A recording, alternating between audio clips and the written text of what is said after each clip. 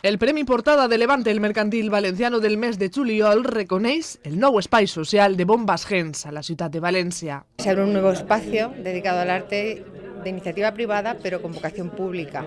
Y bueno, hemos tenido el honor de que nos hayáis reconocido aquí el diario Levante. Repasando julio no hubo que buscar mucho porque en julio estaba marcado con letras de oro la aportación de la apertura del Centro Cultural de Bombas Gens en el barrio de Benicalave, València. I és que Bombas Gens ha aconseguit ser avui en dia ja un espai emblemàtic per a la ciutat, un bonic espai d'art, de cultura, de gastronomia i també un espai social. Y lo que más orgullosa estoy, te puedo decir yo y todo el equipo, es que vuelven. No es que vienen, es que vuelven, y vuelven con sus familiares y con sus amigos porque encuentran que es un espacio de arte, pero acogedor. Con un espacio social de atención a los niños que merecía y merece nuestro aplauso y nuestro agradecimiento. Més de 20.000 persones han visitat ja este renascut centre amb merescut reconeixement.